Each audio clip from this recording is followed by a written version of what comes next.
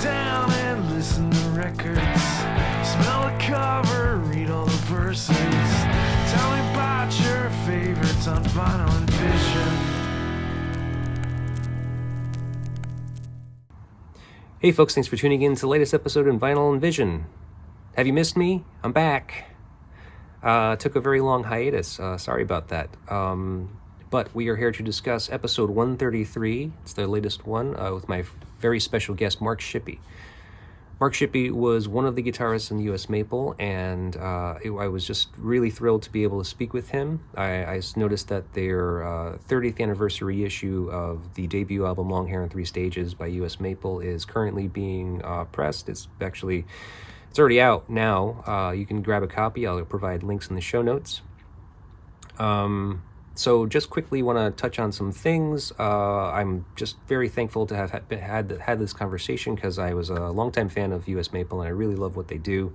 I think their music is incredibly inspiring and influential in and of itself. And with that being said, Mark had a hard time deciding on one album to talk about that was an inspiration to him or an influence, or whatever you want to call it. So I opted to just discuss his album, the album that is currently being reissued, because it's certainly an interesting one. It's celebrating its 30th year, so that obviously shows that it's long-standing kind of like ability and appeal to people, and it's God, I almost said a masterpiece. I mean, kind of is for 1995 and for kind of like spawning like a noise rock age of music. I mean, I think that it's valid to kind of say that it was there at the time to inspire a lot of people that have gone on to create, wild and crazy and fucked up music. And I say that in a good way and with utter respect. So I don't want to make this too long, but a lot of things going on over here in my camp, which is kind of why I've taken such a long break. As you may notice, there's no music in this episode, and there won't be going forward because it costs money to do that. And if you don't pay the money, they try to flag you and ban you and shut your shit down. So I'm not going to do that anymore. I'm just not going to play. Unless, of course, I can afford it, in which case I have to ask the listenership if I'll leave a little link in the show notes of my PayPal and my Venmo, and if you guys care to, as they say, buy me a coffee, by all means, I'll leave it there. I have developed a new website, psychic-static.com is what it is now, and that's still in progress of being developed completely. The shop is not currently active, but it will be soon. In the store link of the website currently, there's a link to my eBay store, because that's where I primarily sell, and everything that I have currently listed is there. So if you want to snag something from that, that's also helpful and helps fund the show. So there's that, and we have announcements coming as well for this coming year for the record label. We have some things, I don't want to say what they are now, but they will be coming soon. So please do all the things you do with the internet is what we ask here. Like, share, subscribe, comment, rate, review. They all help, and that way you will know as these announcements become made on my behalf, on my part here doing this thing. And shows will slow down. I'm going to be honest with you. I'm having a hard time balancing everything. So these shows are going to happen when they happen and when I can make them happen. And so I'm going to be just doing fewer and, larger gaps maybe. But I have another show coming up soon probably, actually. So stay tuned. I also have to thank Mark Fischer of Skingraft Records for putting me in touch with Mark Shippy.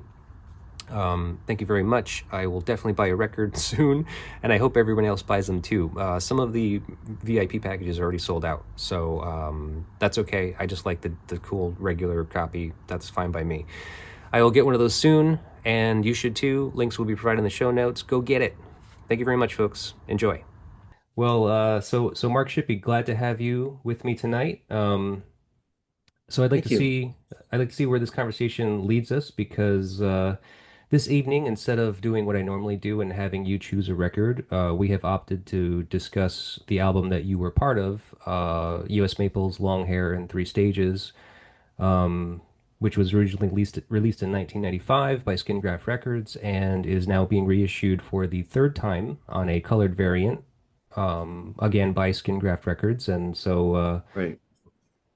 you only being a quarter of the band, I mean, I'm just kind of excited to discuss this with you and kind of maybe have you provide some insights into, the making or the how that album came about and so forth.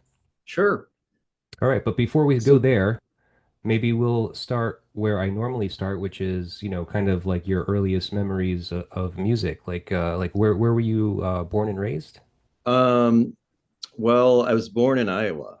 I didn't live in Dubuque for a real long time. Actually, Al lives in Dubuque now. Oh, But okay. but yeah, then we moved to Chicago around Chicago when I was younger. So I live out near gravel pits, near Chicago. I'm back out there because there's a house that's gone into serious disrepair that my family kind of, you know, hasn't been taken care of. So Yeah. But I'm staying here and going to Chicago back and forth all the time. oh, okay. Yeah. So are you like in your old family home is what you're saying, or just a host home that used to be Yeah. part of the family?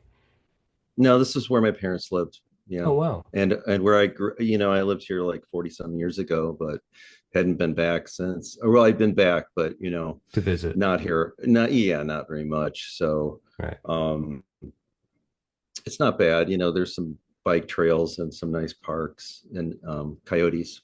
Oh, cool. But so you being in the house that you grew up in right now, I mean, so what do you remember about like music as a kid growing up? I grew up in, well, so my earliest experiences of, really formulating anything, any kind of uh obsessions with anything or whatever, where it was probably like, back in Dubuque. Hmm. I don't think I can remember anything in Cedar Rapids where I was born. Maybe there were some experiences that somehow stuck with me. My sister wasn't into horror films like I was. She's 6 years older than me, and she liked Frankenstein. So she had a little Frankenstein, glow in the dark Frankenstein doll that she put with me when I was an infant in the closet, and pulled the string. It would talk Hmm. and say, you know, I like the Beatles. Do you like the Beatles? I like to eat the Beatles. Yeah. Yeah. Wow. And then later she got a 7 inch when she was really young. So this would have been when I was probably about 3 or 4 years old. But I remember, it was a Ringo Starr. I think he had T Rex and Klaus Foreman and those guys on there back then. He was in like a Peck and Paw movie called Blind Man, Ringo Starr. And Oh, yeah. I don't know if I he remember had that this one. he had this single with Frankenstein. And I don't know who it is. It's Frankenstein smoking a cigarette, like probably backstage, but in makeup. It could be Glenn Strange, from the later um, Hmm. classic years, or could it? It's not. I don't think it's Boris Karloff or Bela Lugosi on there. It may be Bela Lugosi. Huh. I don't know. I I'll don't have to look know. it up. Could it have been like when he was kind of like doing some work with Harry Nilsson? Yeah, yeah. It's definitely a good night Vienna period.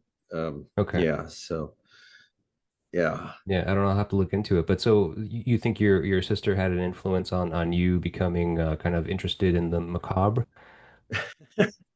Well, we lived in Dubuque, and there wasn't really cable. You had to get these giant antennas Sure. to get TV stations from various towns, whether Chicago or Ottumwa or Des Moines or Madison, Wisconsin. And so I had a lot of creature features to Oh, choose okay. from Sure. on Friday and Saturday nights. And there were a lot of like teen programs too that showed Alice Cooper and stuff like that. So I was certainly um, gravitated towards that kind of thing, aside from, comic books Yeah. and superheroes and things like that. There was a lot of Vietnam on the news and stuff. So you had a lot of tragedy all the time. And, Hmm. so there's that escapism with music and cartoons. And, um, I liked the weird stuff, I guess. I don't know. I didn't think of it as weird, but because of Famous Monsters magazine was pretty popular, I think, at the time. you'd find it on, in 7-Eleven, there on Right. the magazine rack. And so, I loved that. I loved the schlocky, transgressive, movies and stuff like that Yeah. at So that you time. think from the your very young age, you've always been Brian interested Core. in like that stuff. The Well, definitely, yeah. I mean, it was definitely a childhood fascination. And I mean, when I got to high school, I wasn't as much into like graphic horror films and transgressive stuff as much. I loved the more, Andy Warhol films and stuff like that. Holy Hmm. Mountain, which, you know, it blew me away to finally see a real clean version with great sound. Seeing Holy Mountain when it came back out to theaters in 2005 or 2006. Hmm. And just to see that on a big screen, is amazing. Because when you're a kid, you see this stuff on a grainy television. You're trying to position the antennas to get a better picture. And then when VHS came about, Al got that. We were roommates, and that really bolstered my love for Doors. I always loved Robert Kruger and Jonathan Densmore, Yeah. Oh, okay. all of and Jim Morrison. But I can't, yeah. I mean, I was really into the '60s kid. Yeah. I mean, and so like what time frame are you talking about right now? Like how old are you like when you're kind of like experimenting with this stuff? Oh, as far as enjoying like '60s music and uh, well, when I was a kid, I mean, you didn't have the internet, so whatever you see on TV, um, and so you'd see like the Beatles and the Stones a little bit, you know, Hmm. Hard Day's Night and Yellow Submarine. Um, I loved that. I fell in love with the Beatles. My sister was a fan, so and I was always used to hearing things on AM radio because we didn't have a home stereo. My dad didn't believe in hi-fi systems or anything like that, or anything near that. Not necessarily hi-fi system, but just anything like a home stereo system was just too deluxe for him. He liked a Yeah. monaural radio. He thought stereo was confusing. Oh, so just like a one Yeah. speaker like radio is what he would have.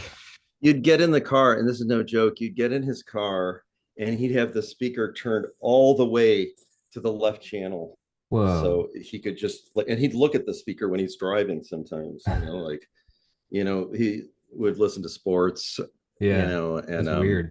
news mostly, but he was a big jazz buff, so uh, I'd say that's a big influence too. You know, Jazz. yeah. That Uh, we makes didn't have sense. a we didn't have a huge record collection though, because like I said, we didn't really have a home stereo system. But the few records, like the little record players that we had, and then at some point we got a home stereo system was like a big deal Hmm. in like 1970, the Christmas of 1975, I think it was, or 76, 76 actually, I think it was the Yeah. bicentennial. We got home stereo system, and I got to hear Beatles for the first time on like a real higher fidelity, Zenith, like the all-in-one uh, unit where you had like not only the stackable vinyl turntable where you could put a bunch, and then like when it finished with the one side of one record, it just like drops Oh yeah. The automatic changer. aggressively onto the next. But then it had a nice a stereo. I could actually get FM stations on there and stuff and hear FM for the first time, really, because on our car radio, you could FM, you couldn't pick it up too well. Hmm. So most of my childhood was with listening to AM radio, like WLS was a big Chicago station. Larry Lujak, Animal Stories, Old Uncle Larry.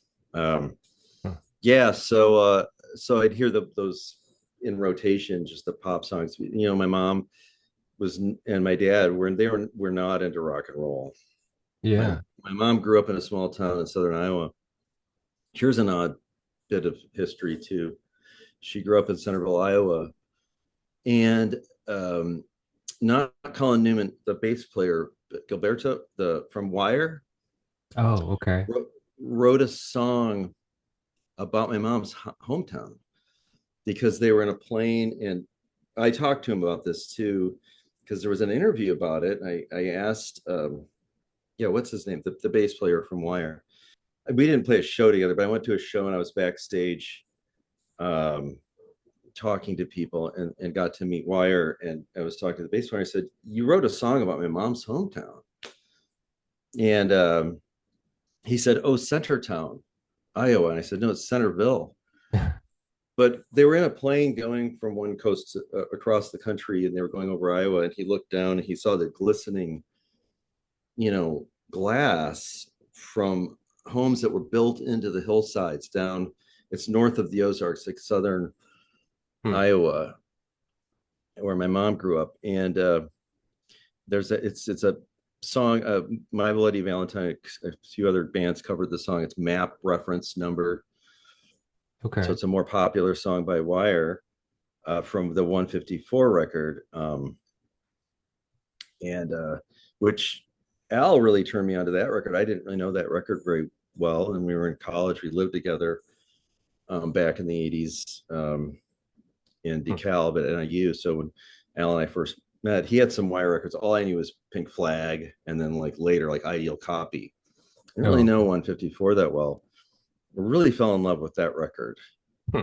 I would say that record would be a big influence on something like with US Maple, as far as Okay. rock records. But I can't think of anything specific that would have influenced me for Long Hair in Three Stages or Right. I Yeah. don't know if you were asking in general with the Oh, band. no, I was asking a general thing as far as just like Oh, especially in relation to your youth growing up and kind of being exposed to music. Obviously, you're mentioning your father and how he wasn't really a big fan of music, though he did have, he did like jazz.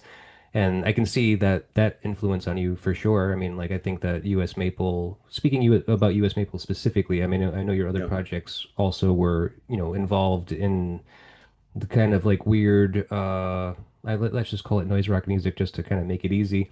But it has a very yeah. jazz, I don't it's know. there's a jazz tinge to it for sure, jazz and blues and just weird freak out rock, psychedelic maybe if you want to call it.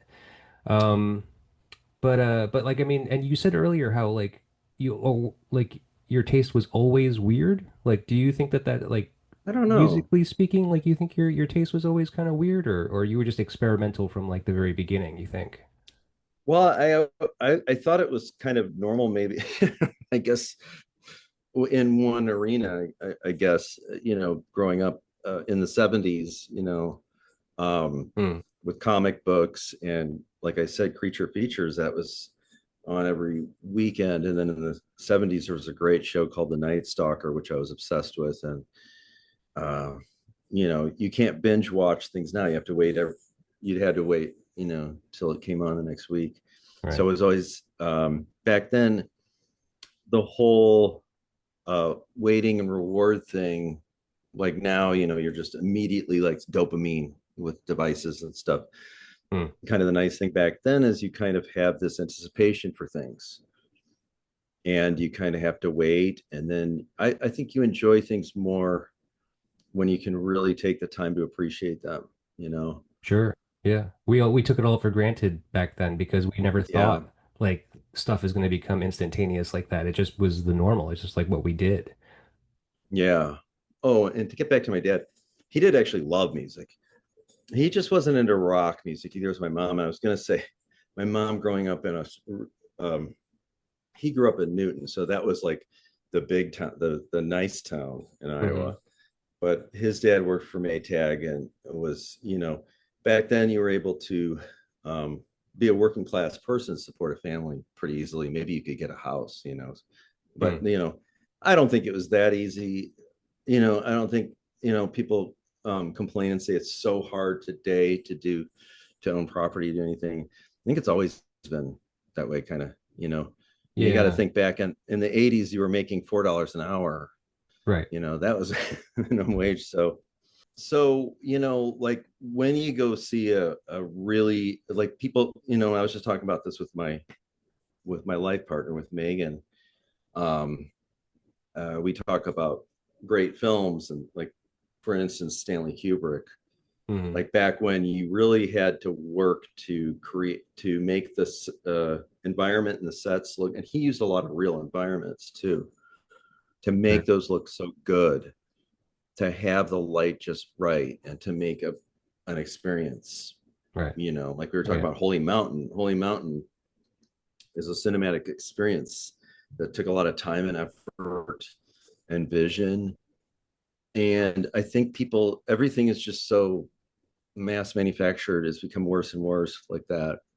Oh yeah. Um, and now it's just like, instead of like you work to find things, you have to go to music libraries or to record stores, listening stations to find stuff. You can just find stuff anywhere, Right. and it's kind of, Sure. they don't exist to most people anymore. I don't know, Yeah. Well, it's also but such an overload. I mean, like the music, like the streaming platforms now having everything that has ever been recorded on them now, in addition to everything that's being released on a daily basis.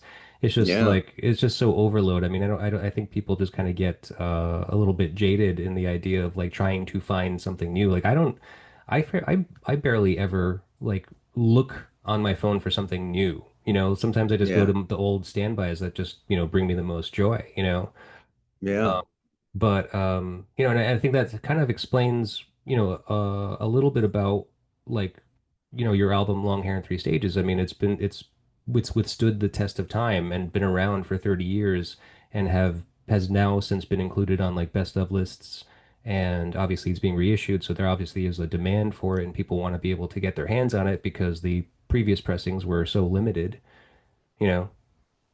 man, 30 years. Wow. Yeah, Yeah, wild. That that, just went by in a blur, huh? yeah.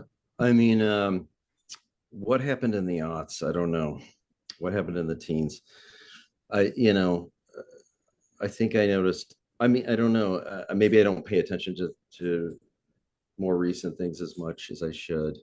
Um, because there are a lot of things like with your channel, I've enjoyed discovering some things. Hmm. So it's nice finding those things. But a lot of things just gets buried by this culture that just kind of yells at you. It's glaring. It's like Yeah. everything's yelling at you from all sides. And the most popular things seem to be really just catering to the lesser and lesser intelligent, base. Oh yeah. Well, that's the mass industry that does that, and that's really good at it. Yeah, Yeah, they don't even know what's happening. yeah. So I appreciate it. Yeah, yeah. That was 1994 was a rough time.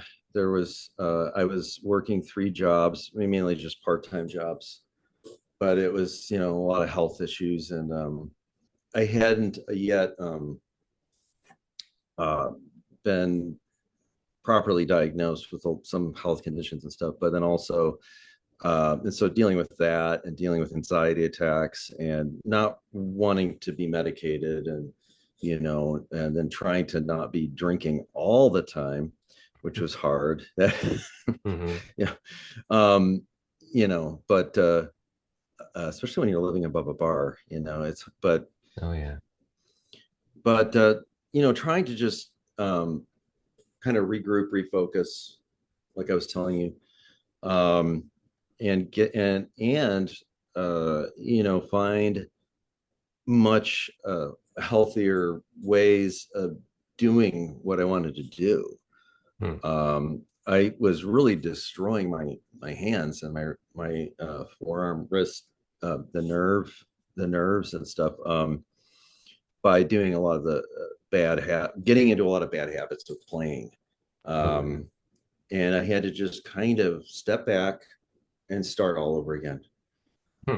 I wanted to still have this sort of, jarring, be able to do a jarring sound, but be more seamless and kind of have a more solid playing style, but without all the distortion and sustain. Just try it, like, I can do this on an acoustic guitar, Oh yeah. and play cleanly. I mean, that was my direction, what I did in US Maple. Hmm. Um, Okay. I had to, yeah, in fact, I went and studied with a guitar virtuoso, a guy who was classical guitar instructor mainly over at Old Town School of Folk Music, and just kind of, he would tell me, you need to first just sit there with the instrument and breathe properly, be able to hold it properly, Hmm. and know when you're playing the notes, how you're like actually pressing on the frets and getting the most out of it. And I knew a lot of this stuff. I'd taken lessons when I was young. I Mhm. was into piano when I was really young. My parents actually loved music. They were just very into jazz and classical.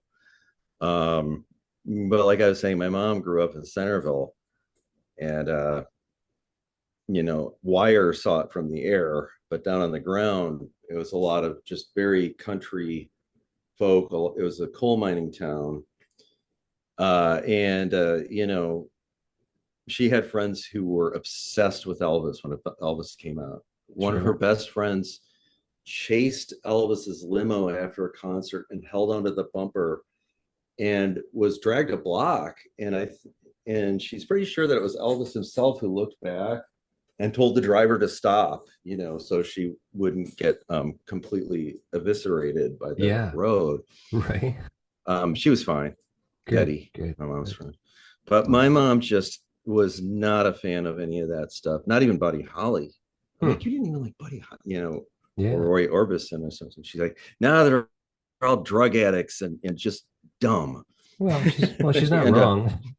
no, no. But And my dad just never had any interest, but he loved Archie Shepp. I mean, Stan Getz, Charlie Parker, okay. early Miles Davis. He wasn't such a fan of the later stuff. Oh, yeah. Um, More there's traditional. Yeah. great stuff later on, but yeah, but yeah, and I don't know if you ever seen that movie Paris Blues No, with I don't think I have. yeah, with Sidney Poitier and Paul Newman, and Louis Armstrong's in there too, Oh, as one of their friends who comes and helps them with arrangements and stuff. But it was that post-war, like a lot of jazz musicians got a lot of attention, a lot more attention over in Europe. A lot of Oh, the yeah. jazz and blues artists went over there, and they were just treated like royalty, more so. I mean, maybe not Sure. real royalty, but In they were relation treated to very the well. States. Yeah. Yeah. I can imagine. Yeah, treated as true artists. My mom went to school with a famous opera singer. I can't even think of his name. Oh my God. You Yeah, I'm got me getting there, old. My man. memory's going. We're Uh, Family. but but again, it's like a lot of American opera singers were not seen as the more serious breed of opera singers. So Hmm. Simon Estes was the Oh, opera singer. We're great, and he was revered in Paris and all over Europe. Um, anyway, my dad was in the army back in the Korean during the Korean conflict, but he was stationed in part like eastern most part of Germany, like Frankfurt, like right on the border of Russia, and the whole thing was about Russia. mm-hmm. That whole thing was really the conflict with the Cold War. He was afraid that it was going to blow up. That Oh, yeah. Well, everyone did. it was going to be the next big war Yeah. then. Right. So, I mean, he was just in a state, but he had a sergeant who, I mean, because he was the trumpet corps, kind of the leader of the trumpet corps. They'd get out and do the revelry and all this stuff, Mm-hmm. the military or whatever tunes that they're playing. But then this one sergeant wanted to put together a jazz band. And so he got to play in a jazz group when he was in the army over there during the late or the late 50s, mid 50s, early mid 50s, whenever the Korean War was. Yeah. And so of those friends went on to play with big names like Cal Jader and in San Francisco, and some of those artists there, Amat Jamal and people like that, maybe Dave Brubeck, Hmm. um, but I didn't know that till later on. He didn't tell like until I was well out of college. I was probably in my 30s. I called, my parents lived here. I called my mom and I asked my mom, well, so who's this friend? And she said, oh, he's just this musician friend that your dad, or he was an army buddy, and he still plays music. Not that I don't think that was his main living all the time, but he was then retired and just playing music and Right. playing with all these jazz artists in San Francisco. And I said, that's amazing. Wow, who has he played with? And she's like, well, I don't know. I'm not sure. You'd have to ask your dad. And so I came back home. I met his friend just for a few minutes before he had to leave. And I was asking him questions. And I'm like, this is insane. You've played with Cal Jader? The Hmm. Tropicala thing was becoming sort of big in the 90s, the lounge scene. Oh, okay. There was a band called The Cocktails that was Archer Pruitt and I was Mark Green. just listening to them today. Oh, really? Yeah, yeah. Yeah. It was There one of was the a big bands I lounge. found. Yeah, I found them in the 90s when I was a teen, Oh, and I was yeah. just trying to think about it today because I was just like, what are all those Chicago bands that I got introduced to? I got introduced to like King Kong. Oh, Yeah. yeah, yeah, yeah. From Louisville. Yeah, and the Yeah. Cocktails, and I was trying to remember that name because I was just like, what album was it that I was listening to? And it turns out it was Live at Lounge Acts. Oh, yeah. They were great. And there was that whole lounge scene. And the Tropicala thing Hmm. was becoming more popular. And so that's kind of how I got into Cal Jader. I don't remember. I think I just was listening to a radio show on Hmm. FMT or something and heard Cal Jader, and I heard some of the more ambient, sort of ethereal stuff that he'd done with cool jazz stuff, Yeah. and really um, enjoyed that.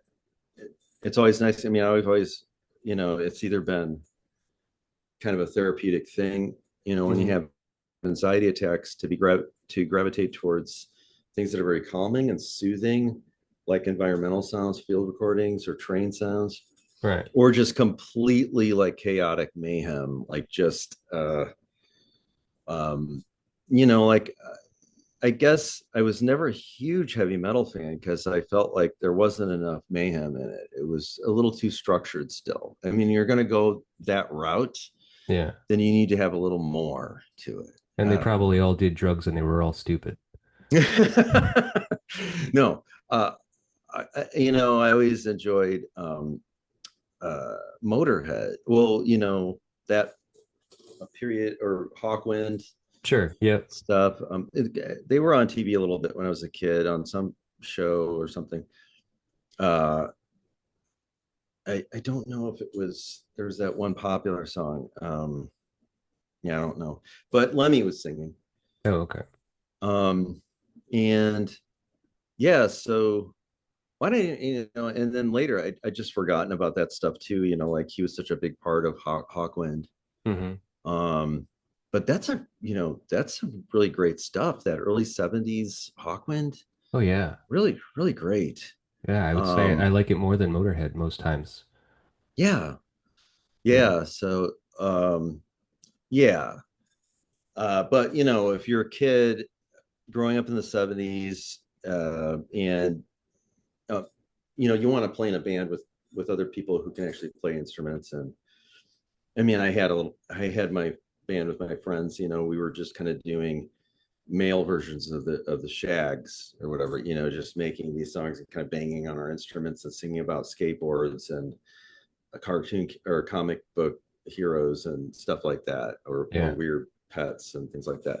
Oh, okay. Um, and then you get to, you're like, well, maybe I want to play, with people who actually can play music. So Hmm.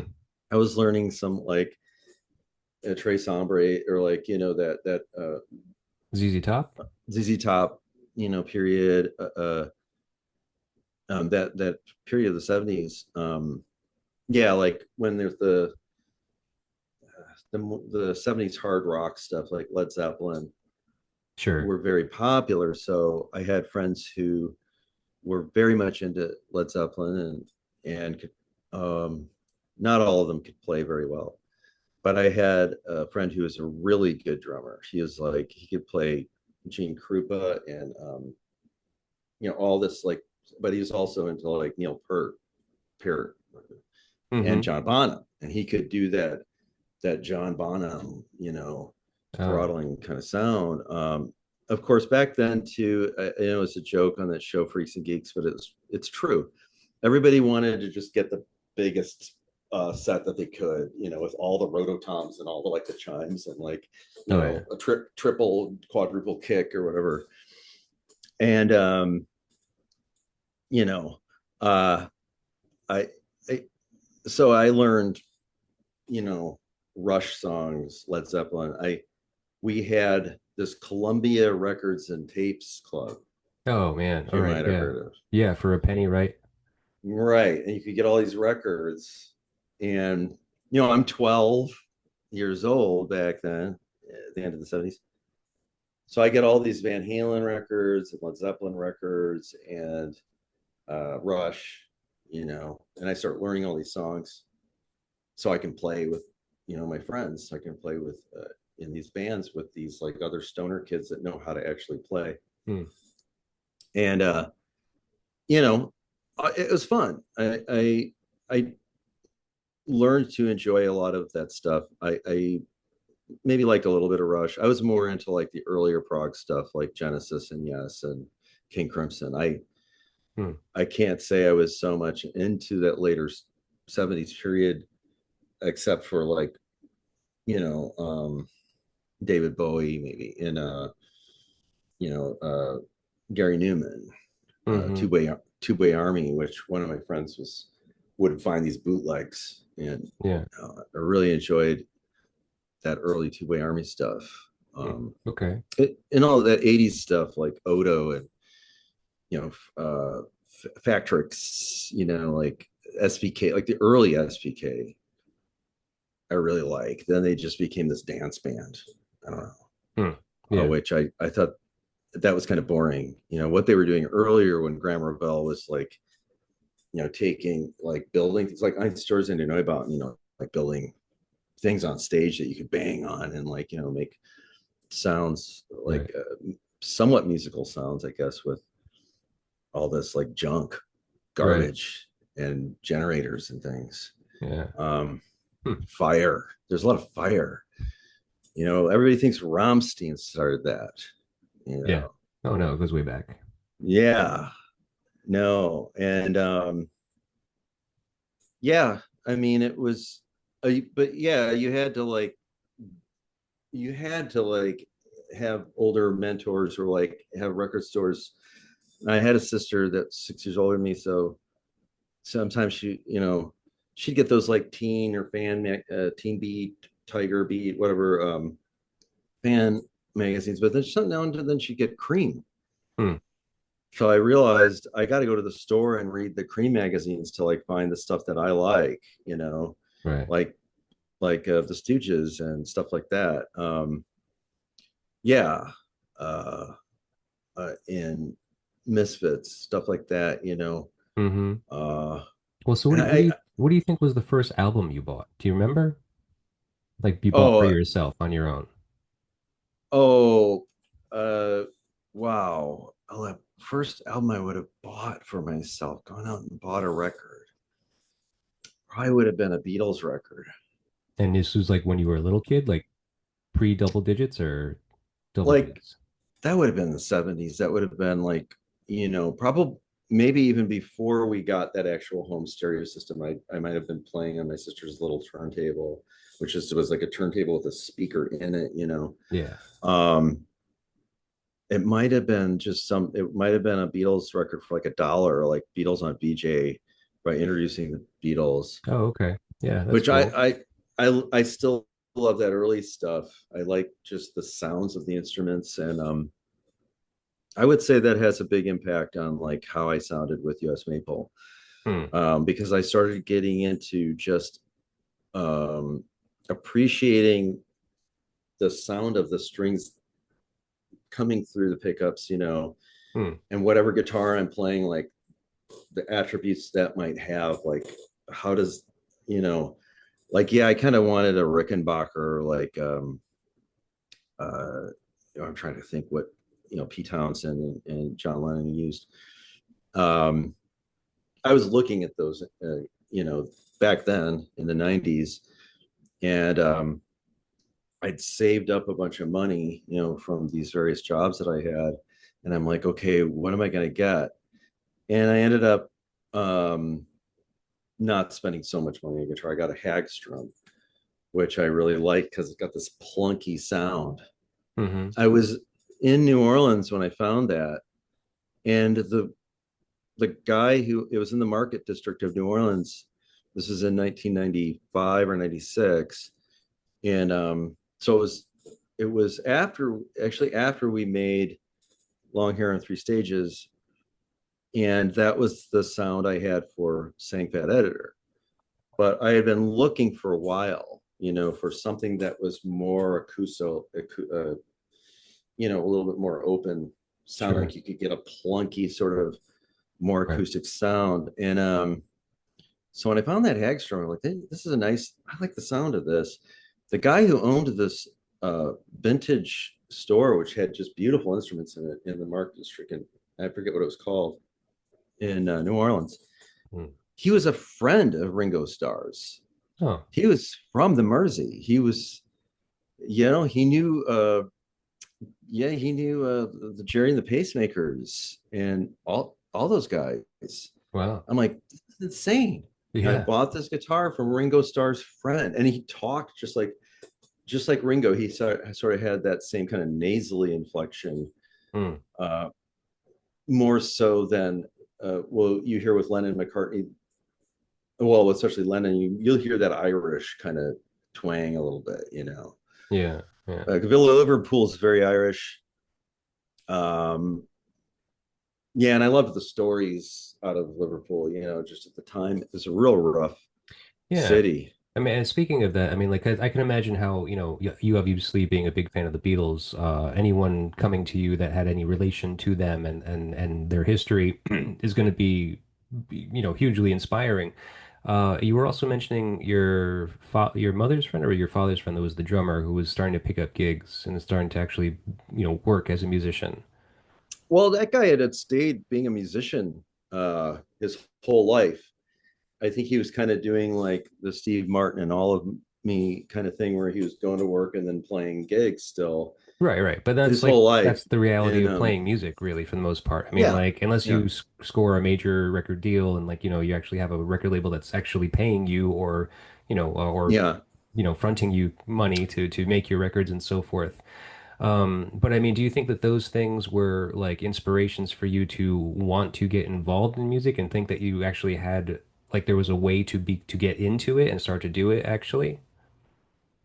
Well, I mean, I don't know. I didn't know what area I was going to go into, at sort of like that coming of age time, like junior high, high school. It wasn't like this is what I'm going to do for the rest of my life. Yeah, you never really had Um, that. You never really had that thought. but when I was a little kid, and here, like I said, hearing the Beatles like full fidelity for the first time, and not just on the AM radio, Hmm. was just such an epiphany. It was like, oh my God. And I mean, it was such an experience. So, of course, that's what I wanted to do. I wanted to be like the Monkees or the Beatles or something like that, having fun running around, making, you know, making rock music. But it was a fun time. It was the fun part of music there. Um, but and then, so as you get older, you develop different tastes. I'd always liked Bob Dylan, but I think by the end of the 70s, early 80s, I was more appreciative, and I really liked his earlier like acoustic stuff. Hmm. Um, I'm glad they had that movie recently. I don't know any of these younger actors, but he was okay. It's not totally realistic, that they were throwing bottles at his face and stuff at that folk Yeah, festival. the Newport Folk Festival. Yeah, I don't know if they Yeah, did. I mean, he got some pretty bad backlash when he but did go yeah, electric. I mean, but I don't think I've ever read the detailed account of like how that yeah, went down, but I mean, it doesn't sound too far off. but from all accounts, Yeah. all that stuff where Pete Sear almost pulled the plug, Hmm. and the who was it that the manager got in a fight with the Folkways guy Right. of the yeah, what's his name? I can't think right now. But all that, I remember hearing those stories, and I think it was in Mansion on the Hill. It was in a lot of books and stuff. But I don't know if people really took that, if um, uh, really thought it was real. I think Yeah. it was. I think I think Yeah. when Bob Dylan went electric, it was like crazy, Yeah, it was. But I thought that Johnny Cash had already sort of gone electric, but maybe I'm wrong. I don't know. Yeah, I don't know. They may have Is taken some he? liberties there, but yeah, people were pretty upset when Bob Dylan went electric. Like they near rioted, I'm pretty sure, especially when he went over Yeah, to Europe. yeah, I think it's that was true. the Don't Look Back documentary. I think it was that there was a lot of that footage. Yeah, that's right at the point like where he's. I don't know if he'd released another, what is it, another side, or um, with the electric stuff, but he was Uh, talking about it. It was Highway 61 about. maybe. Oh yeah, um, yeah. Anyway, I don't know if it was like anything was released at that point, or if he'd already started playing electric. I don't know, but he was definitely talking about it, and Yeah. that was causing some controversy and some fisticuffs. Absolutely. Um, Yeah. yeah, but Uh, uh, but I can see why. I mean, he just ruined Baby Blue when he went electric. It was so good just hearing him play it acoustic. I don't know. I'm kidding. No, you're not too far off. Like, I mean, I don't know. he's like as I was when I was young, I didn't really like Bob Dylan at all. Like, I just couldn't stand his Mm, voice really for the most part. But as yeah. I've grown older, I've learned to appreciate it. But I have that record right there, the Hmm. Bob Dylan live with the band, and that was like the late 70s, I think. Dude, Yeah. those guys, every single one of them are coked up out of their mind, I'm sure of it. Because that That's whole record, terrible. they're all screaming. They're all just screaming the entire set. I was just like, dude, like, well, just fucking bring it down a little bit. Like, it's the fucking band and Bob Dylan. I mean, like, you don't have to be screaming all of these songs. It's wild. Yeah. Yeah. Uh yeah, it's funny. But yeah, so I started, and maybe it was Richie Havens, I don't know, but just getting into that really kind of uh I don't know, freak folk kind of thing, like Almost flamenco uh kind of style guitar playing. yeah, I mean, I liked that with Leonard Cohen, and again, you don't have online back then, so when I saw the movie McCabe and Mrs. Miller when I was 12, and I wrote down, who's playing this music, because you didn't really hear him on the radio Hmm. then. I don't remember hearing. I'm trying to remember if I remember a Leonard Cohen song that would have been on the radio in the '80s. First we'll take New York, then we'll take Berlin. He became a little bigger, Yeah. um, but then in the '70s, I mean, he was only big with those like Greenwich Village people, I think, The folk scene kind of mostly. like Nick Drake, and yeah. Yeah. Uh, but you know, I was just so taken by that. I'm like, this is the perfect soundtrack for this movie. If you've ever seen it, it's I don't Robert think I Altman, have. Yeah. but it's just beautifully shot, and it's I forget, and I'm forgetting the cinematographer too, but it's so beautifully shot. I was obsessed with it. Not exactly obsessed with the whole story, but just the film is so beautiful and the music is perfect for it. And Robert Altman really, when he heard Leonard Cohen, he just took that first record, which you rarely could find. You couldn't really find that record in stores. And then or I don't remember seeing it, but you know, that first Leonard Cohen record. And a lot of it, he's doing the sort of fake flamenco thing. Yeah. And from what he said, he grew up in Toronto around there, and there were some Basque region players that he'd hear, and then when he went over and lived in Spain, you know, he'd hear it first, you know, closer to home, and then, you know, he's trying to emulate it, sort of, but in his own way. Right. And I really liked that. I liked that, like, fluttery, nice, ambient, ethereal feel to those songs. So I was trying to kind of play that kind of stuff, and sort of kind of the earlier sorts of Dylan tunes, you know, Yeah. And then you're how old at this time, do you think? like 12, 13, Oh, 14, okay. So 15, you were 16. all right. Um, Um, but I, you know, I can't say I was always into that, you know. well, you were always Uh, into a lot of things, it seems. Like it seems like you've always kind of had like an eclectic blend of sing stuff you've been interested in. yeah, like people will start talking about jazz musicians. I won't know what the hell they're talking about. You know, there's just too many. There's too many people out there. Uh-huh. And even though I know some of them, and I'll forget names, I'll go to see these shows at Constellation in Chicago and stuff, and I'll forget names and stuff like that. When I get obsessed with something, I usually get obsessed with one thing, and I'm just, uh, you know, I have that ADD, ADHD kind of problem where I'm just, or I don't know what you call it. I'm just so, or obsessive, OCD. I don't know. Sure. Yep. Sounds about Where right. it's just you getting so focused on one thing all the way, and then finding all those little elements and stuff about it, and and then a lot of things might not pertain to music really at all. You know, I don't know. Hmm. Um, Well, let's see. uh, Can we I'd like to start to talk about the album a little bit. Like I'm sorry to just kind of completely gloss over your whole musical history, but I want to kind of get I there's so mean, much stuff I need to kind of ask about this yeah, album. So I want to kind of get into that a little bit.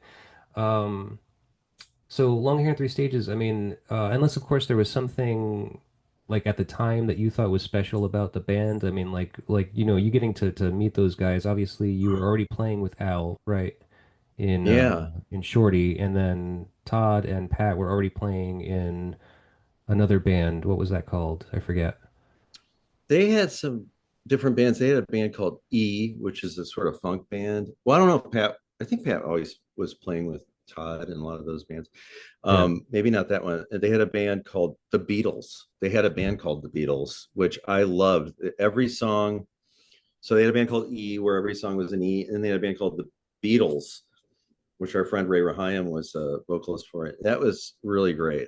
Uh, and then that became the Mercury Players, Mercury Players. That's what it which, was, right? yeah, Okay. I don't know why they just didn't keep the Beatles. Probably afraid of Anyway, being sued. Hmm. but yeah, and uh, we were somewhat friends, you know. I didn't know those guys really well. I think a little better than Al did. Well, maybe I don't know. I'm not sure, but Well, Al and I so were kind of, yeah. then how did you guys meet? Like, or how did you kind Oh, of get together I to mean, decide? we knew each other. We were, well, as far as US Maple, that happened years later, and we'd already been kind of, you know, Al and I were on tour with Snail Boy and Shorty and stuff, and Todd and Pat. I don't know if they'd moved to Chicago yet at that point in '92 or '93, um, and kind of by '94, Shorty was sort of by the numbers, kind of, because it's sort of like, well, I think it's more like, what are people into in general? I mean, it started out, I think, where Al and I were writing for us, you know, like, oh, this is what we'd want to hear. Hmm. I mean, I always think in those terms. I'm trying to be objective, as hard as that is. Uh, and um, you know, a lot of my musician friends are like, it's impossible to be objective with the stuff you're doing in the moment, especially if you're um, trying to do something sort of different or whatever. And I don't know, you know, it's wherever we were coming from that scene in DeKalb, uh, you know, I guess I thought like, well, there's the Treehouse records and Amphetamine Reptile, and then with Touch and Go, like, records in Chicago, like a lot of, yeah, for lack of a better term, like noise rock bands. We were Mhm. playing with bands like Unsane, and it seemed to be like bigger volume. I mean, I came from more of like the Japanoise, I liked that, the sort of like more, noisy kind of, uh, like I always wanted to hear more like industrial kind of sounds, but from, in a more playerly way on guitar. And it was kind Hmm. of, I didn't really see that. Yeah. I mean, maybe like Adrian Belew, but then that's all effects. It's not really like just doing it naturally. Um, and also trying to have some a little bit of colorful chord changes in there, and make it kind of nice and, scenic in a way, Yeah. have a story. Um, but yeah, we were very much into, I mean, the birthday party. Uh, uh, I think Al really turned me more on to Nick Cave. I liked their earlier stuff, Boys Next Door, that kind of thing. And of course, I can't even think of the guitarist. From the birthday party, Yeah, Roland Roland S. Howard. Yeah. Howard, Roland S. Howard. Yeah, I like some. I had some stuff on cassette tapes of his stuff, but like I really wasn't. I don't know what it was we wanted to do, Yeah. because Alan and I were both we were both kind of all over the place too. I mean, there might be an interesting um, folk band, like, or like early Delamitri, or like Smiths or stuff like that. Things that were popular in the '80s that were influential to a lot of people, and we wouldn't have been so far removed from that. I mean, I liked a lot of the Pravda catalog in Chicago. Oh. I would go to see a lot of those bands all the time, even though I kind of maybe gravitated more towards the slightly more bombastic things. Yeah. I guess, I don't So, know. so what happened when all four of you got in the room together, like for the first time? Do you remember what that was like? Well, so um, what happened first was, I didn't know what Al and Todd were up to. I had no idea. Al and I, while Shorty was kind of disbanding because there's nothing else we could really do. We couldn't find a bass player that could play the parts properly or that would want to tour. It was We'd gotten this tour together by the end of the summer in 1994 through Rave Booking, and it was like kind of a dream tour for us at the time, like really good guarantees. Hmm. But the bass player Luke Frantum had such a debacle with real estate a problem. It was a three-way litigation thing. Oh. Their own realtors did not disclose a foundation problem with the house. Oh. That was sold, Right. and then when the buyers found out, um, they had to sue them, and then they had to sue their realtors. It was a big mess, and he had just had too much going on. But yeah, and I didn't, I kind of didn't always realize, like, I'm writing the bass part. He didn't have a lot of time to write the bass part, so I'm writing him, and I'm writing him like you'd play a guitar. Hmm. So I'm playing the bass, but of course I'm just playing it once, playing it through, not playing a whole set, Right. and not thinking like these parts are just completely insane for anyone to play. I'm surprised he didn't have permanent tendonitis. It was, and I just couldn't really find any other, really good jazz musicians that were trying out, and other people that were into, sort of prog rock and stuff like that, like very, very adept and knew how to play the parts. It was just a matter of uh, willingness to play them that way, Sure. and Yeah. that, so we were kind of just dissipating, sadly, even though it was sort of, oh, this could be like our chance to go on a good tour, we make some money. And even if we end up doing something different, we can take our time and then sort of figure that out. It was, but I was having this tendonitis problem, and like where my forearms were actually going numb after 20 minutes. Hmm. And years later, I started suffering from it again, because even though I kind of restarted, I started playing 12-string guitar later on, acoustic guitar, and doing a lot of barring and playing off that, those frets, and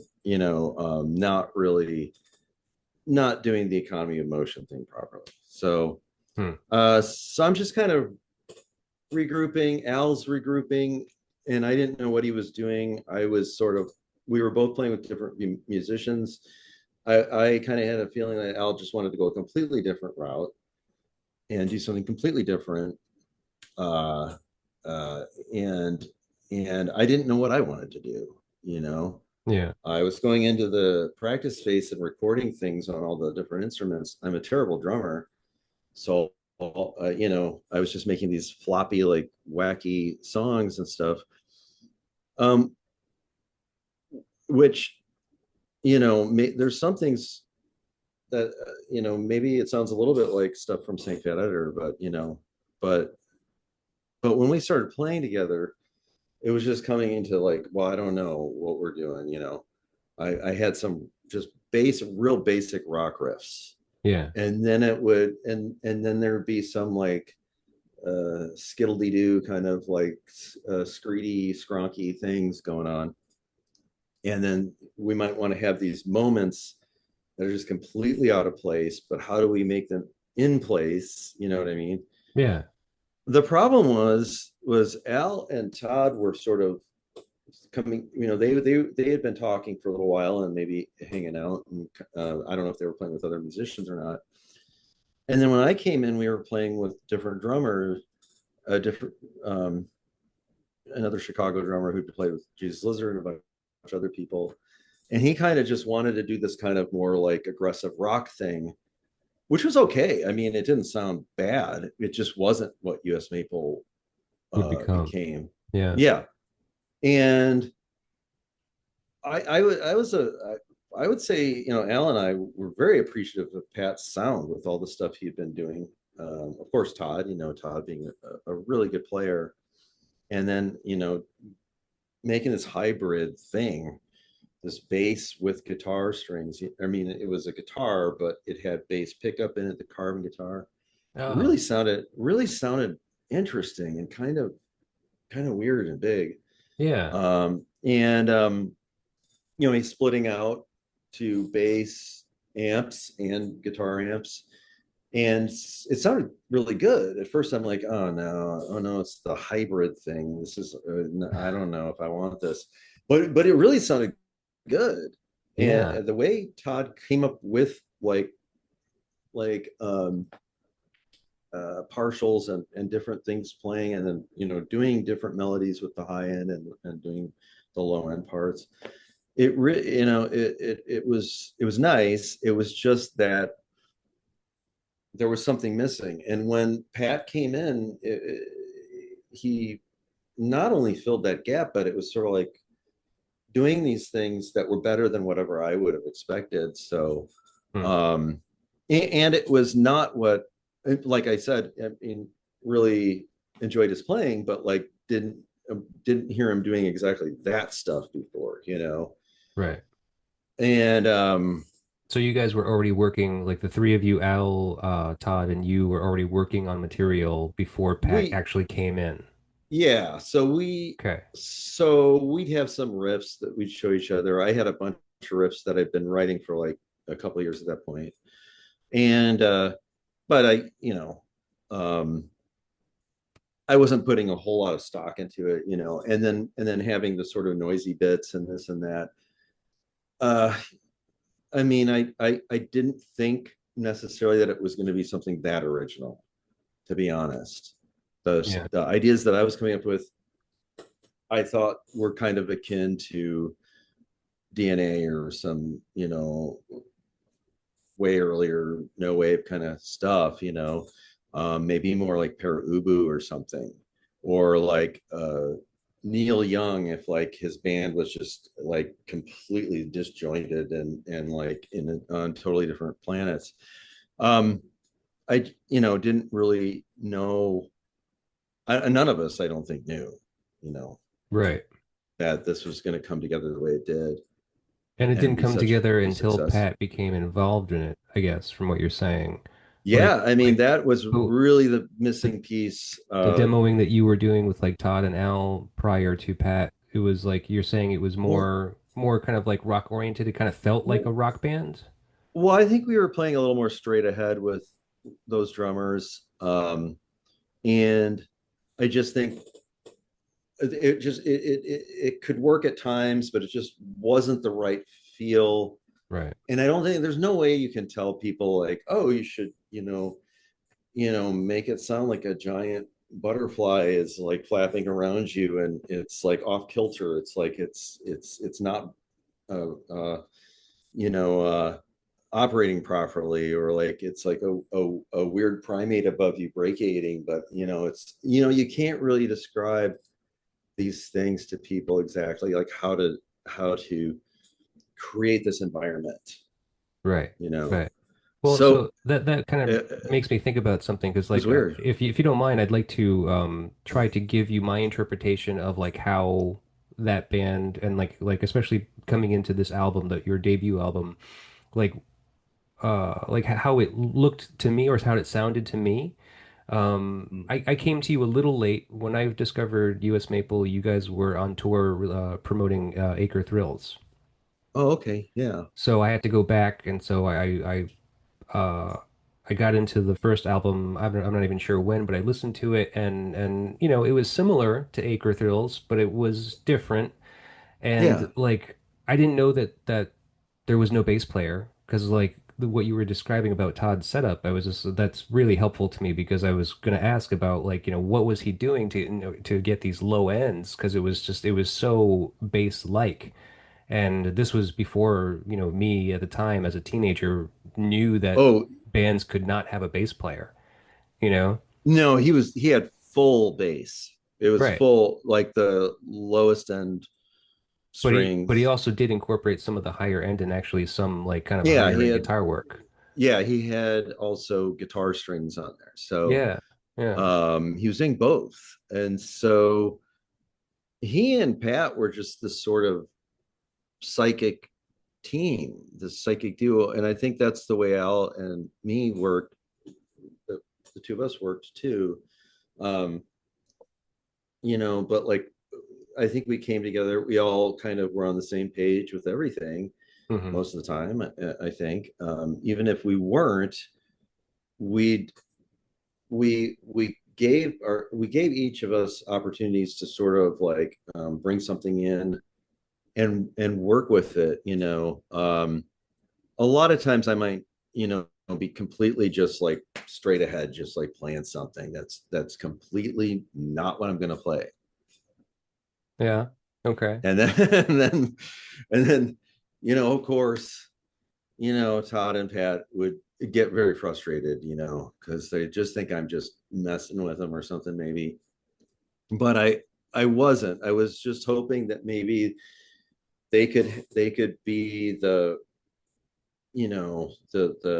core of this The rhythm engine, section. kind of. Yeah. And then Al and I could just be sort of this like uh these weird elements that are sort of throwing it off a little bit, but still there. And and it still gives uh Pat and Todd the chance to go off and do Hmm. really varying things that like aren't just like you know held to this sort of like script. Right. They It can go was off script a little bit.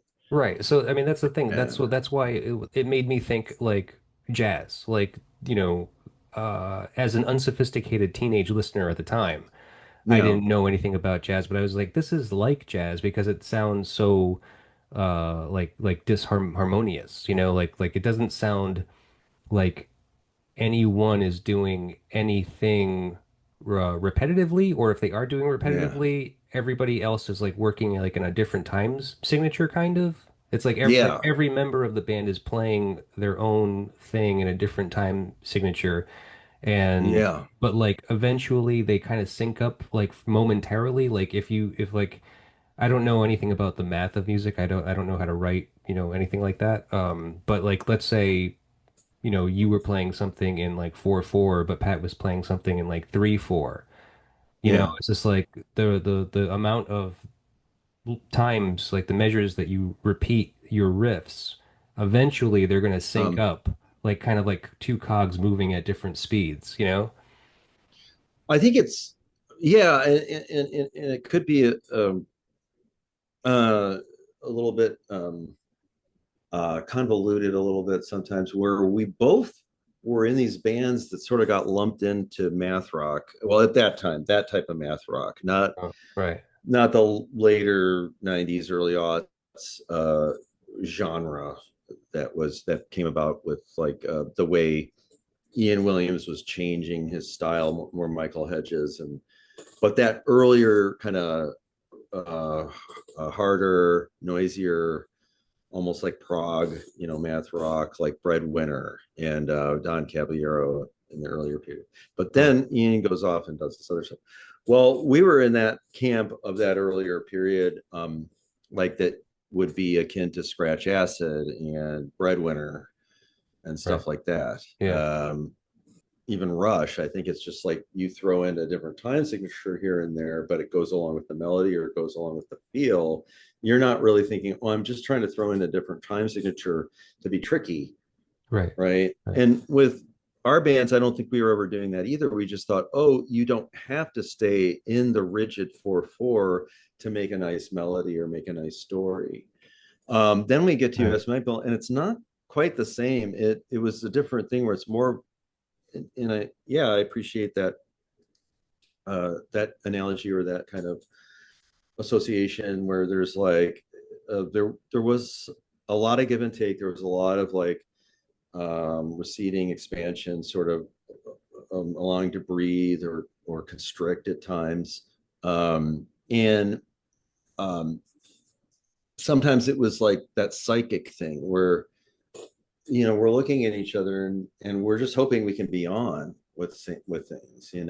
Yeah. um and it's difficult too because even with like some of the noisy free jazz stuff, you still have this sort of feel, this sort of like groove, Mm-hmm. and a lot of times it would just be like, oh, one person holding that together, like Todd might be playing the melody and Pat and I are just like flapping around, and then or Pat's holding it together while Todd and I are just like going off and being jerks to him. Uh-huh. No, but no, we weren't meaning. No, it was that was a lot of fun, and I think it was a lot of fun too because it worked. Like we Yeah. Yeah. I mean, uh, you eventually reach some kind of cohesion, you know? yeah. I mean, I was really afraid. I was like, oh my God, this is going to sound, it's going to be so disjointed and jarring, and like it's not going to have any mellifluous like quality to it. Right. And that was sort of a fear, but at the same time, saying Fat Editor was sort of my dream record. I mean, that I had no idea that these guys would be coming up with parts that created that record. I had no idea that this would happen. I thought we were just going to move so far away from that, and wanting to be more in a more smoother indie uh, realm, Yeah. almost like pop music or something. I don't know, or like hard rock, like in its basic form.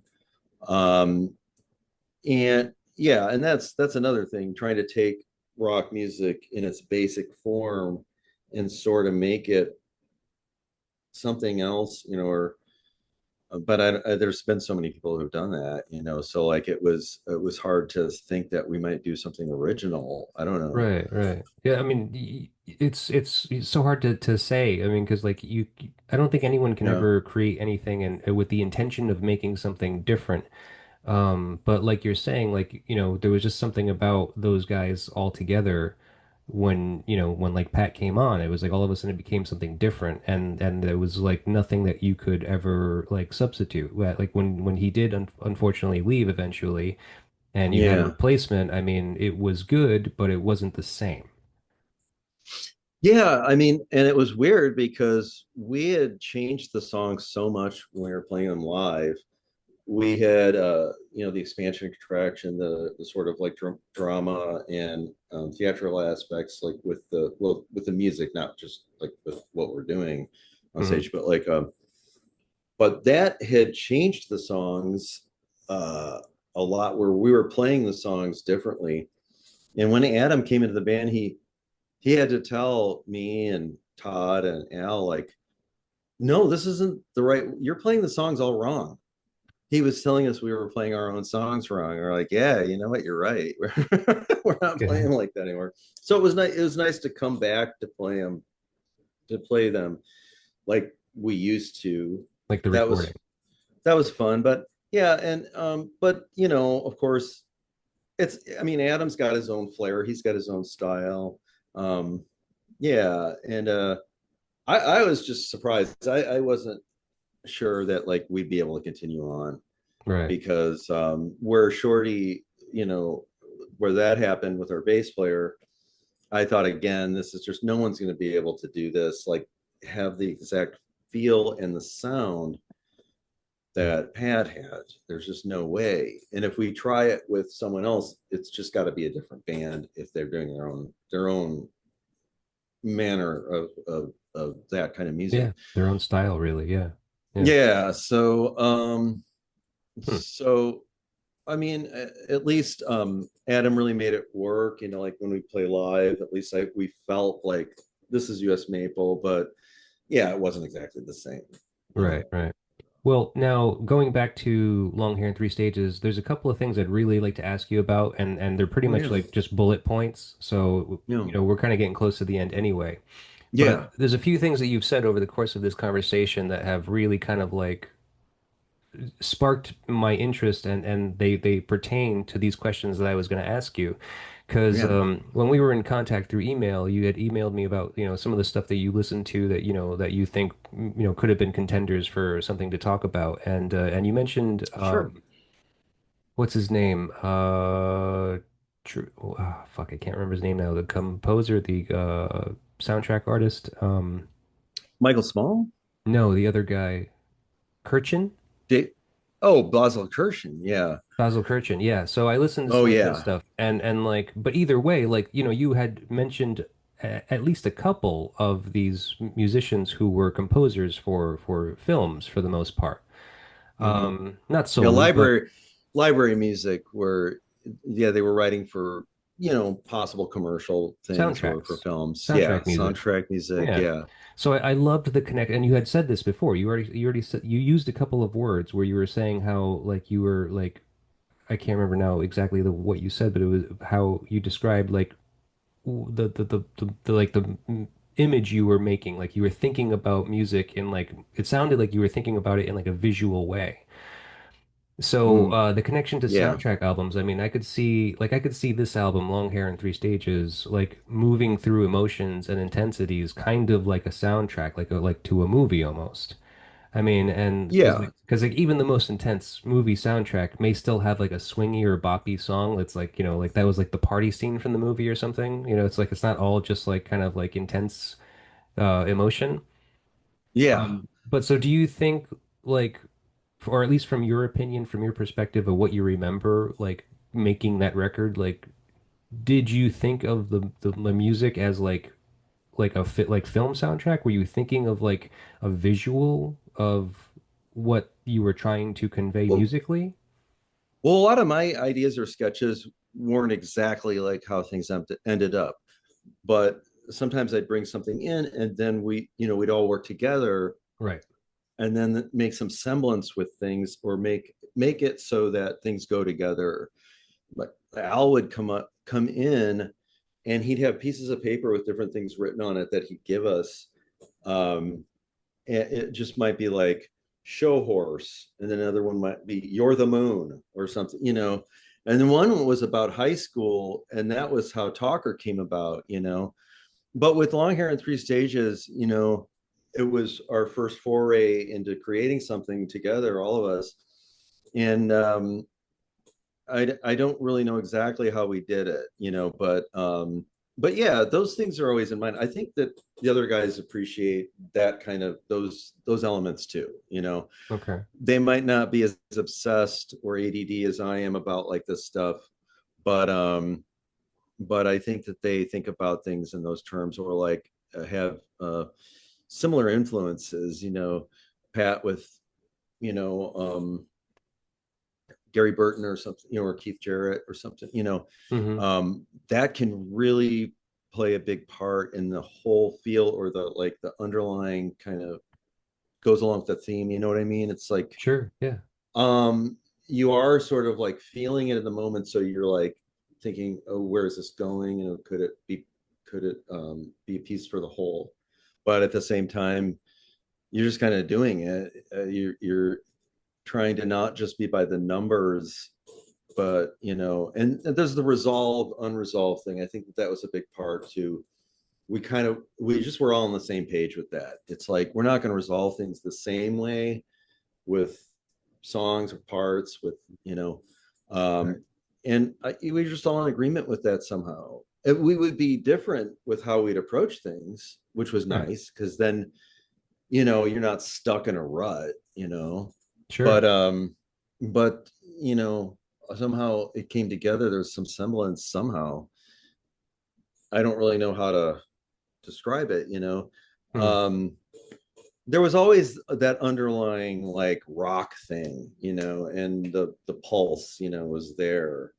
But the pulse could be seen as something else too. It could be just sort of this sort of energy force or whatever too within all of that. But you Hmm. know, they're all important elements. Um, yeah, I'm endlessly obsessed with soundtrack stuff.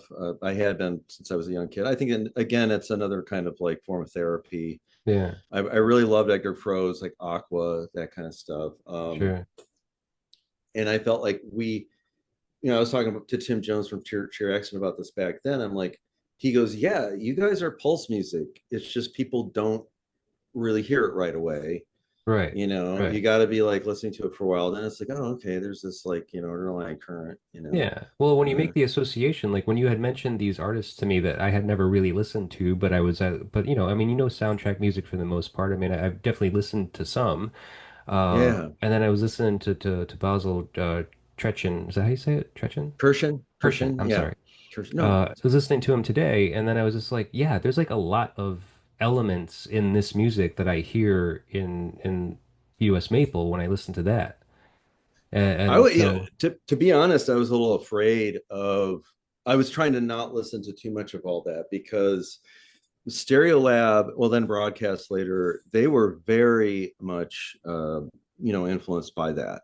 sure. And I just felt if I'm listening to this too much and I get into that effervescent groove, you Hmm. know, it's going to be totally different than the this weird piece of art we're trying to paint Right. here. This like this canvas here. Right. And with that being said, I mean, like Um, to not listen to stuff, like, did you also yeah, kind of consider that in a way? Because I went through a period like that too, and where yeah, my mind went was I don't want any outside influence influencing what I'm going to create. I want it to come from a more pure place. yeah, That's kind of what yeah. you were thinking.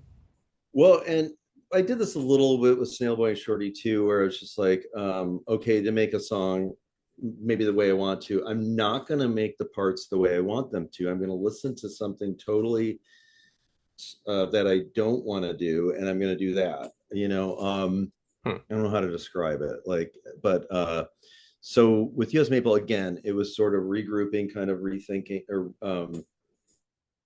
uh, coming about things from a different perspective, but like not necessarily, but just like, you know, dropping everything and then doing something absolutely the opposite of what you think you should be doing. Right. Um, Yeah. yeah. And Contrary. yeah, so yeah, instead of this very mellifluous kind of flowing, nice like fluttery thing, it's a little bit jarring. And there was fear in that too, like oh yeah, is this just gonna be like is this just gonna sound like needles going Right. into somebody's face, into Well, somebody's eyes? how do you think that it went over with audiences when you first started playing? Oh, I mean, they hated us at first, like yeah, I mean, we played a little like festival event thing in Chicago at a comedy club, Fallout Comedy Club, I think it was. And it was one of the earlier shellac shows, and like Don Caballero was still in there they were pretty popular, and Zenny Gava played and some other Skingraft bands played. And there were monkeys running like uh there were people like circus people that had been hired to run around and stuff.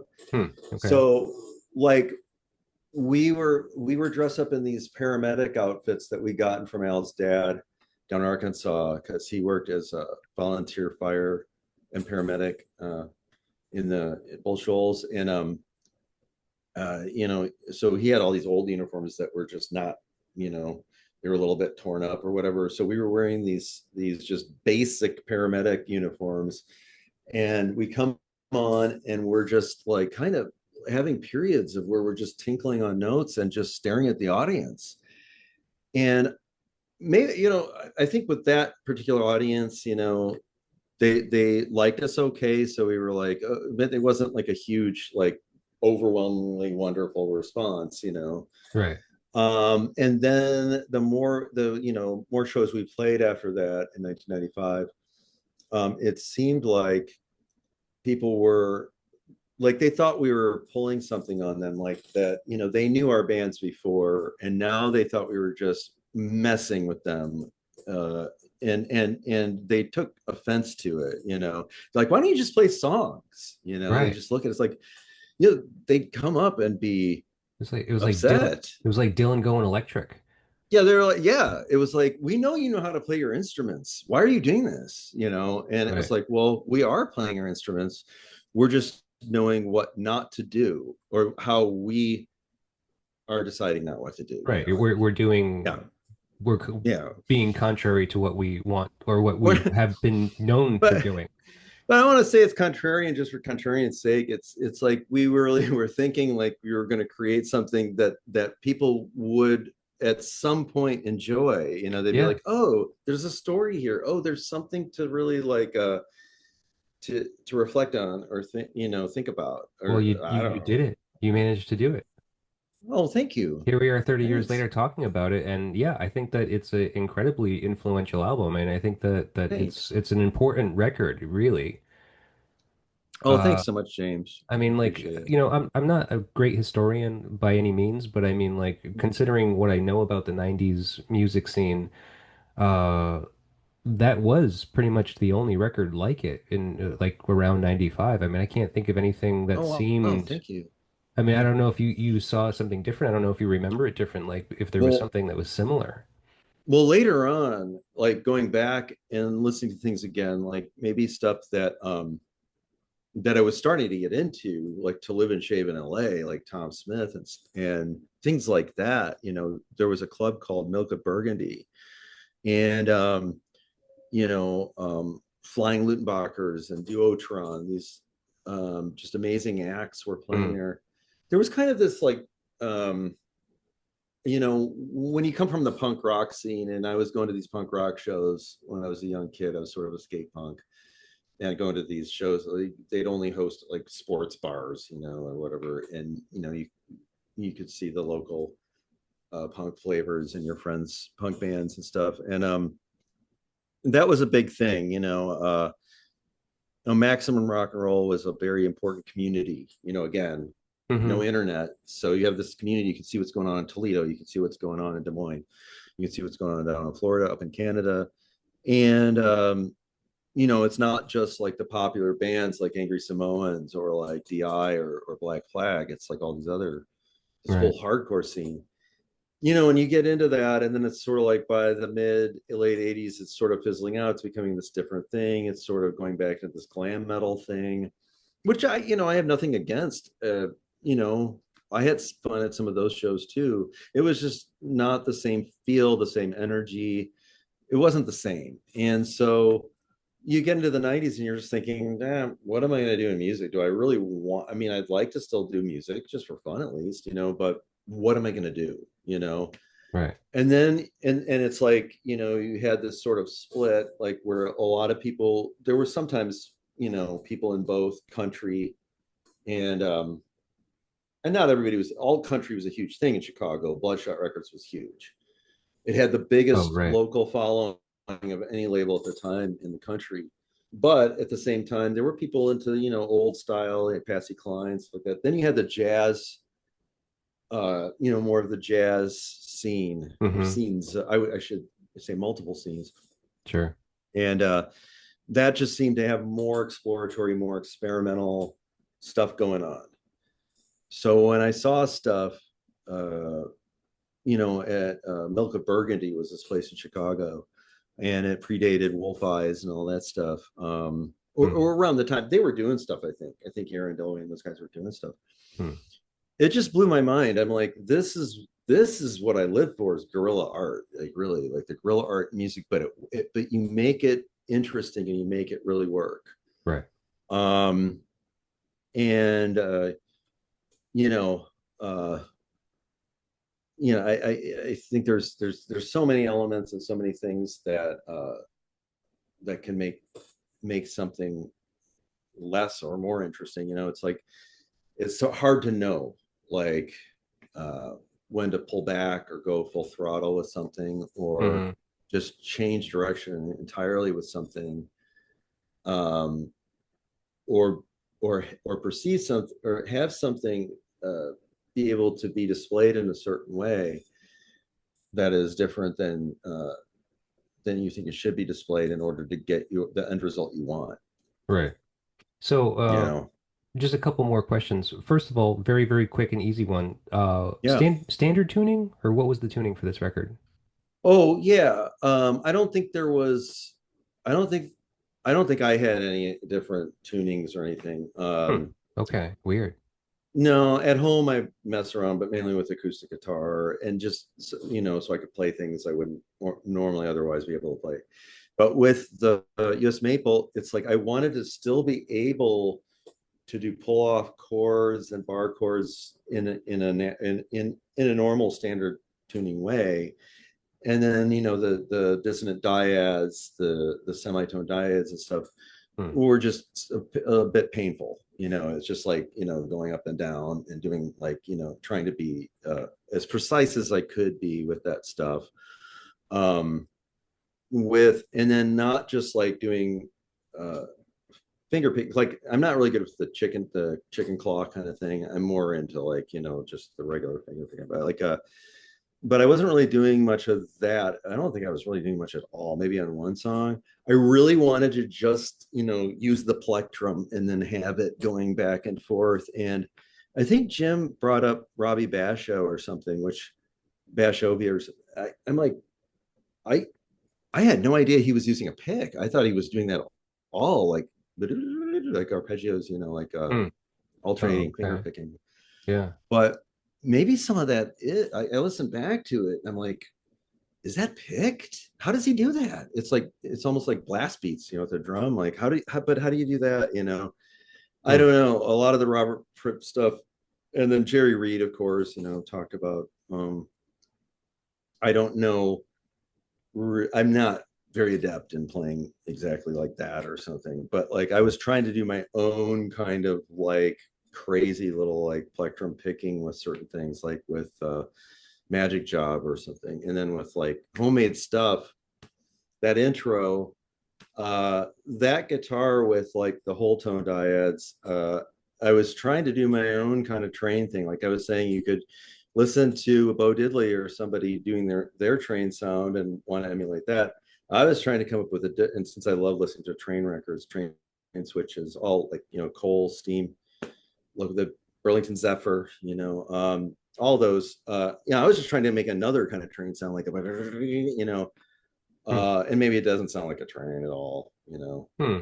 I don't Uh, know. I'll have to listen back to it now that you tell me that. I don't think it sounds like a train, probably. Well, that's all right. It But, whatever it was, it worked out really well. And then one but one yes. last thing is and lyrically, did Al have anything to do with the vision of the music, or did he solely write the story on top of the music? Oh no, I mean Al would be very instrumental with coming in and thinking of like some musical ideas. He plays guitar too. He was playing in Oh, a okay. band called Mount Shasta around that time, and coming up with a lot of neat little parts that really made the songs, on that record. And so he comes from kind of left field sometimes with these ideas and stuff, and that helps, because that's really kind of our partnership, since the 80s. I think we really got together.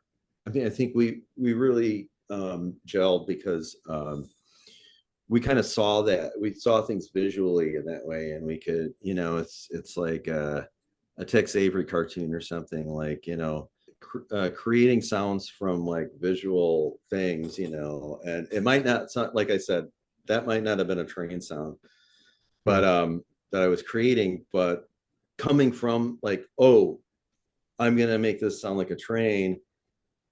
In the end, it came up. It was something else that I Right. was like, oh, this works here. Uh, yeah. So Al would come in with a lot of like visual ideas, or little like anecdotes or things like that. But he'd also come up with some like ideas for some of the music parts. Like, oh, maybe you should do this, or could you do it in this manner, or he might even have like a chord change, Hmm. that he creates or whatever. Hmm. Yeah, I mean, we all and I don't know, maybe even Pat. I don't know if Pat came up with the guitar ideas. I think he might have played guitar. So if I'm trying to ever describe something about, I'm like, yeah, could you do this like fluttery, flappy thing? You know, Hmm. um, and people. That's the thing too. People don't want to be told what to do. Hmm. Well, it's hard you to know, talk. It's hard to talk drums too. yeah, and like, I know, like, with music things, sometimes I feel like I could get overbearing with wanting to direct things a certain way, but I mean, with this band, I mean, it just kind of came together. It was like, uh I mean, we all worked equally in our quadrants, and Right. once we created something, once we had something, a semblance of something, he could come in and kind of conduct things. He could kind of look at things and sort of think of the arrangement, think of like the feel of everything, Hmm. make sure it's the theatrical presentation that we're going for. So he would You kind of know, fine tune the thing. he would do a little more than that. Like, you know, uh, maybe give it a little more direction, and he was very involved with the everything, with all the elements of the songs. Yeah. Um, but then also, even, sometimes writing parts, I think. um, I don't know how much with US Maple. I know with Shorty, he came up with a lot of, some of those guitar parts. I'd take them and play my own way, but Right. Okay. there were a few, not yeah, I mean, it was more us coming up with our parts and coming up with um the sections of the songs, kind of. But then, it wouldn't always be like, oh, this part's going to go this way here, or it's going to have this exact rhythm. I mean, Hmm. we were all pretty vocal about like, oh, maybe it should go this way, or maybe be turned around this way, maybe do this thing first, go Right. this way into Sure. another part, segue differently. it doesn't sound right, but we're going to try to make it butt up against that, and then like, make it work somehow, you know. Right. Hmm. Yeah. Interesting.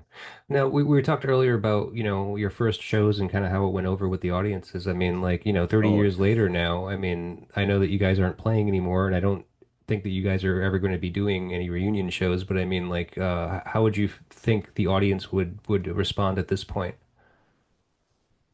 now, uh, well, I don't know, because again, I'm not very privy to what's going on out there.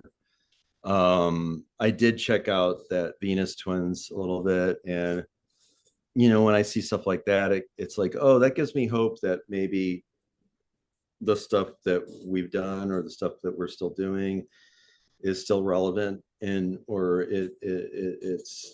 it'll it can still be impactful somehow with an audience. Yeah, I mean, um like if you were to play a live show now, I mean, like first of yeah. all, I think it would be well attended. Second of all, I Oh. mean, now people know the music more. They've like even me, I mean, like now I understand your music better than I used to when I was a kid. So like you think it would go over better? I mean, like would you be, excited to try that? Oh, to reconvene Kind to of, do yeah. US Maple. I mean, considering you're um releasing you're reissuing the album for its 30th anniversary, I mean, I mean, think that's usually um customary, but I mean, if you guys aren't doing it, you're not doing it. um I can't play those guitar parts anymore. They're so boring. No, I'm just joking. I'm just joking. I love all that stuff we did. But well, it's not so much up to me, you know. Yeah. I'd love to. I'd love to, yeah, get back with the old crew and play shows. Uh, we discussed it over the years, but everybody's. I mean, there's just so much going on with everybody in their own camp. Um, Todd's got kids, and he's running his own thing, and with work, and doing all the studio stuff. Oh yeah. Pat's running a whole electrical contracting gig. I mean, he owns that contracting service, Oh okay. and Al's in Dubuque, and he's got a kid too who's out of high school now, and paving his way. And I think Al wants to be there, and do get back more into sociable things too. We haven't been able to socialize with a lot of our old friends for a long time, but Hmm. and getting back to with US Maple might facilitate some of that, but at the same time, I don't know about the possibility. I don't know Yeah. if I mean, I could probably tear myself away from the pit that I'm in here. But yeah, for a moment, play some shows with Yes Maple. That would be great. I'd love to, but I just don't know. I have no Yeah. idea. It's Right. not up to Well, me.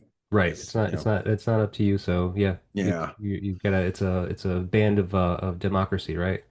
Everyone's got to be on board. Who knows? Yeah. No, I I'm always hopeful for stuff, but that's just me, sure. you know. Well, I mean, I think it would be cool, but I totally respect it and I understand it if bands don't want to do that thing and like do the whole reunion thing. It's a lot of people kind of beat it to death. Yeah. So, but in just observation of the 30th anniversary, I mean, congratulations on making such a great and lasting record. It's an enormous feat for any musician, I think, and so I'm very happy for you that you have this to look forward to this new reissue. Thanks, James. Thank you so much. I Yeah, no really problem. appreciate it. And it's been great Yeah. speaking with you. I hope that Thanks. I didn't miss anything or be intrusive at Oh, all. you know what? Oddly enough, you sometimes when you're trying to get away from something, you actually come to that thing closer than you realize. Like, all these people were getting to this heat and can and all this stuff at that time. I always thought like, well, you know, as much as we were trying to not sound like something, sometimes you inevitably just end up sounding a little bit like that thing, you know. Right. Yeah. I don't know if we ended up sounding that much like this Heat, but or like, you know, like I was saying, I came back to, or I played some shows in recent years, you know, um with to Live and Shave in LA, and I was like, wow, you know, I don't know who started that vocal style. Was it Tom Smith, or was it Al? You know, Hmm. because I definitely know that Al wouldn't have been really listening to that as much. He was kind of in his traditional, well, in, you know, he really is a huge fan of classic rock, and uh you know, he likes a lot of odd things. He loves the Fall. I think the Fall was like a big influence too for me after a while, you know, Hmm. through Al, you Sure. know. But you know, you were asking before, is there anything back then that might have been like maybe closely associated, or I would have seen as something that sounded like us? And I don't know. I didn't really, that the things that I think sound a little bit like us now, I wouldn't have thought that at all back then. You Yeah. know, I would Right. have never thought we had an association with To Live and Shave in LA necessarily, but like, you know, earlier, like no wave and industrial kind of, or like post punk kind of stuff earlier, you know, Yeah. stuff. I Well, it's hard. definitely It's hard can. to say now because now you have 30 years, you know, in the rear view where Yeah, maybe these bands that you're mentioning had an association to U.S. Maple, but maybe, you know, they heard your record and went on yeah. being, you know, went on to like kind of absorb a little bit of that, you know, and like, so maybe like you're asking, like, you know, you don't know if like Al came up with it first. Is it possible that they may have taken him as an influence and, you know, kind of like, you know, maybe pilfered a little bit of that style? Yeah, I and also like I was saying with the guitar sound, I was sort of just trying to make it as dead as, but like clean, and I was really trying to get more plunky, and I don't know, try to just get away from anything that I could think of, you know, Right. but still try to stay in the realm of, you know, kind of like classic rock music. Right. And yeah, I think that you did that. I think you can Oh, definitely hear some thanks, of that. thanks, thank you. Yeah. Well, again, Mark, it's been great speaking with you, man. I think it's time Yeah, for us to get going. But yeah. thank you for taking the time and you know Oh, of sharing course. some of your insights with me. I really appreciate it. Oh, it's a pleasure. It's a pleasure, James. Thank you. All right, man. And best of luck with the sales. I hope that that they all sell out. I'm sure that they will, and that'll Oh, be great. thanks. Thank you so much. I No problem, appreciate man. it. Vinyl and Vision is a Psychic Static production. Theme song written and performed by Jeff Robbins of 123 Astronaut.